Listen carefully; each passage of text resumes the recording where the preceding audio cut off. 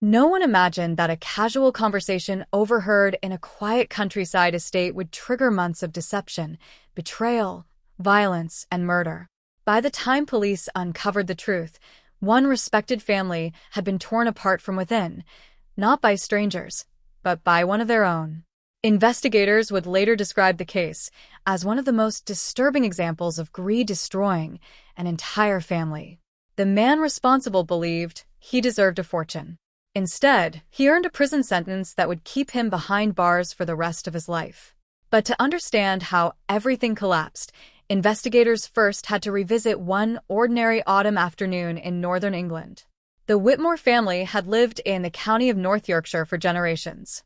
Founded by industrial engineer Arthur Whitmore decades earlier, Whitmore Agricultural Holdings owned thousands of acres of farmland, renewable energy projects, warehouses, and commercial properties. After Arthur's death, ownership passed to his two children. His son, Richard Whitmore, managed the business. His daughter, Eleanor Whitmore, oversaw the charitable foundation. Although the company was worth over £70 million, very few people knew the exact details of Arthur's estate. One of those people was Richard. Another was Eleanor. No one else was supposed to know. Especially not Daniel Mercer. Daniel was Richard's nephew through marriage. He had married Richard's late sister's daughter years earlier before she died from cancer. Although technically still considered family, Daniel had never been trusted with company affairs.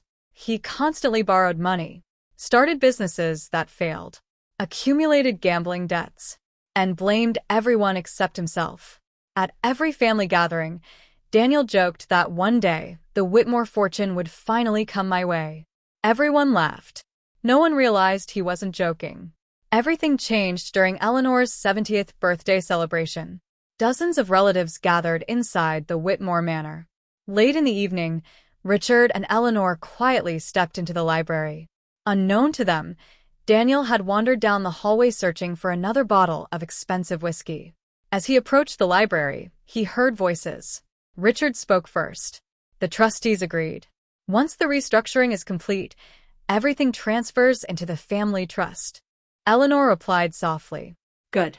No one outside direct bloodline will ever be able to claim ownership. Daniel froze. He leaned closer. Richard continued. The documents will be signed next Friday. After that, the estate is completely protected. Daniel quietly backed away. His heart pounded. He misunderstood almost everything he had heard. Instead of hearing that the estate would become legally protected, he convinced himself there was still time to seize a share before the paperwork became permanent. Greed immediately replaced reason. From that night onward, Daniel stopped thinking like a relative. He started thinking like a criminal. Within days, Daniel secretly searched public property records. He contacted former employees. He bribed a retired accountant to reveal old financial documents. He hired someone online to hack into company email accounts. Every discovery only convinced him further that unimaginable wealth sat just beyond his reach. The problem was simple. He wasn't entitled to any of it. That reality became an obsession. If the law would not make him rich, he would force the family to. And no one realized just how far he was willing to go. Daniel's first move appeared harmless. He approached Richard privately. Claiming financial hardship, he requested a £2 million investment for a new logistics company. Richard declined politely. The company had strict governance rules. No family member received personal funding. Daniel smiled during the meeting, but surveillance later showed him leaving the office furious. That evening he smashed furniture inside his apartment. His neighbor reported hearing him scream, "They owe me everything." Investigators would later recover that witness statement. It became the first indication of motive. Over the following weeks, strange incidents surrounded the Whitmore family. Anonymous letters accused Richard of tax fraud. Journalists received fabricated documents alleging environmental crimes. Company computers suffered cyberattacks. A warehouse mysteriously caught fire. Insurance investigators concluded it had been deliberately set. Police found no suspect. Daniel watched every development from a distance. Each crisis weakened the family's reputation. Exactly as he intended. His plan was simple: destroy their credibility. pressure them into negotiating, then demand money to make the problems disappear. But things quickly escalated beyond intimidation. When Eleanor refused to meet him privately, Daniel arranged something far darker.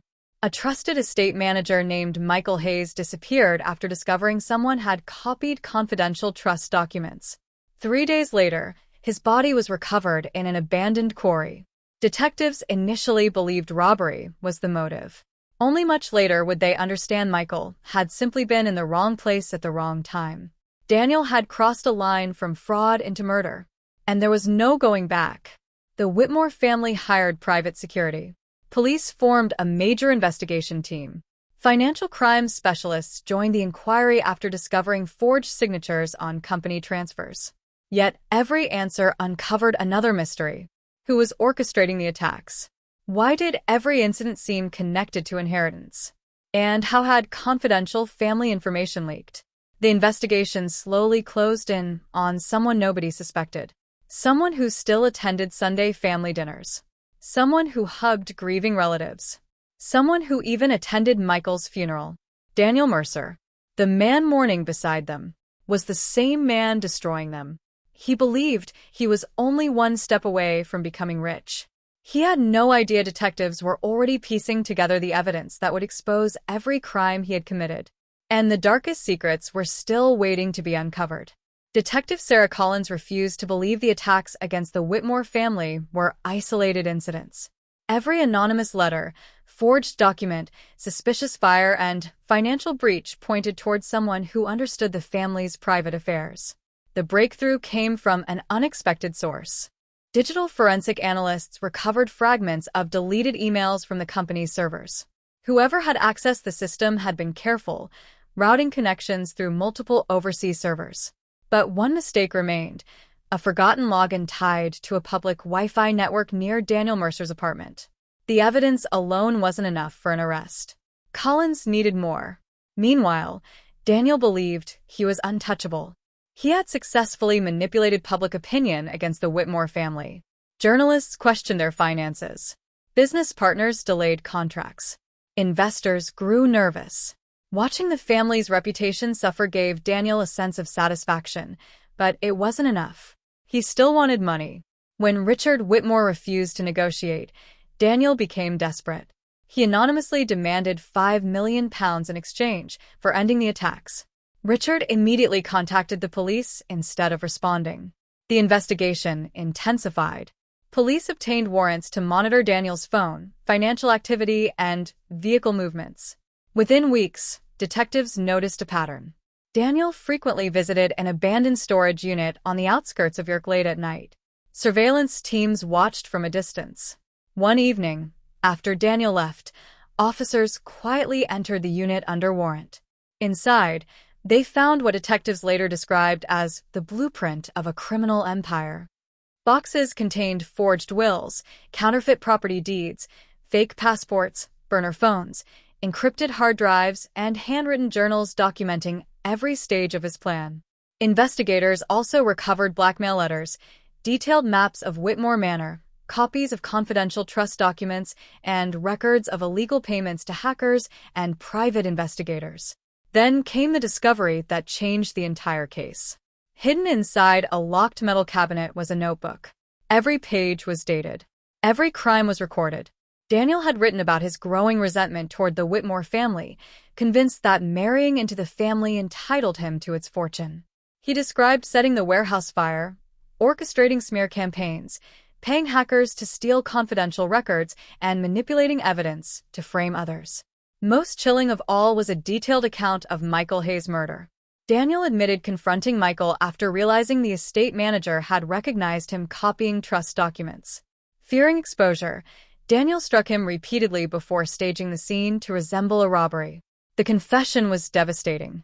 Yet detectives soon realized the notebook revealed even more. Daniel had secretly siphoned money from elderly relatives through forged powers of attorney years before the inheritance scheme began. He had fabricated loan agreements, stolen jewelry from family members, and manipulated vulnerable relatives into signing documents they barely understood. His greed had not started with the inheritance. It had simply reached its most dangerous form.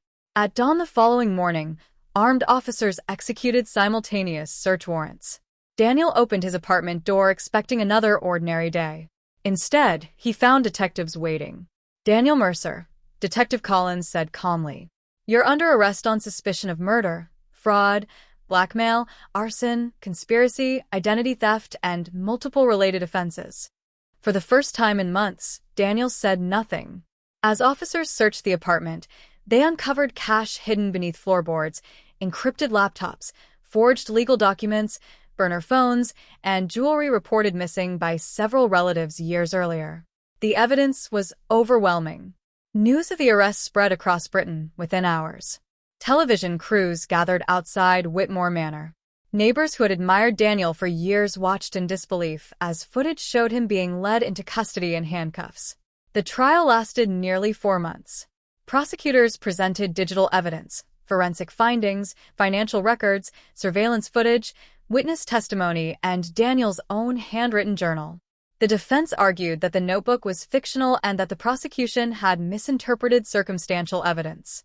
The jury disagreed. After less than 2 days of deliberation, the verdict was unanimous. Guilty on all major counts. Daniel Mercer was sentenced to life imprisonment with no possibility of parole for decades. Inside the courtroom, Richard Whitmore sat silently as the sentence was read. Eleanor closed her eyes, grieving not only for Michael Hayes but for the family member Greed had transformed into a killer.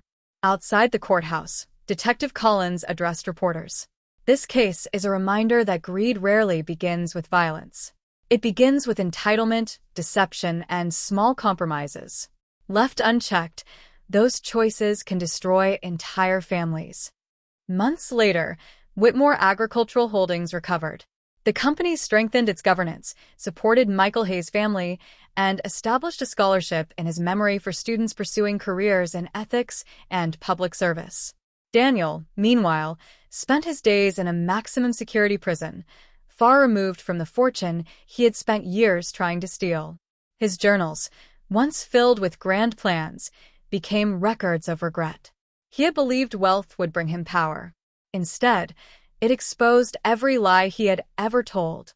The inheritance remained exactly where it had always belonged. And the only thing Daniel Mercer truly claimed for himself was a lifetime behind bars, a lasting reminder that greed can promise everything, but in the end, it often takes everything away. If you enjoyed this story, please like this video and subscribe for more gripping crime stories, mysteries, and investigations every week. Turn on the notification bell so you never miss a new upload. What would you have done if you were in Daniel Mercer's position? Was greed his downfall from the beginning, or could he have chosen a different path? Share your thoughts in the comments below. I'd love to hear your opinion and discuss the story with you.